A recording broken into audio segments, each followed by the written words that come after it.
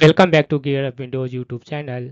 In this video, we will guide you on how to allow or block microphone permissions in Firefox on Windows 11 or 10 PC.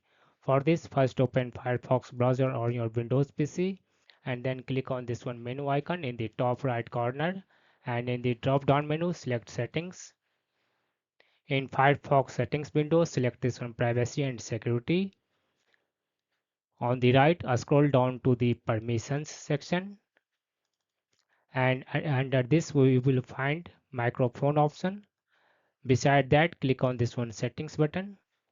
To block new request asking to access your microphone, check this one option, and to allow the microphone access, uncheck this one option. In case you have already allowed some of the websites for microphone access, you will find that websites will be listed here. To remove any particular website, select the website and click on this one remove website button.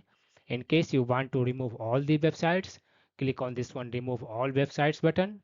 And to save the changes, click on this one save changes button. To apply the changes, close the Firefox once and reopen it. That's all about this video.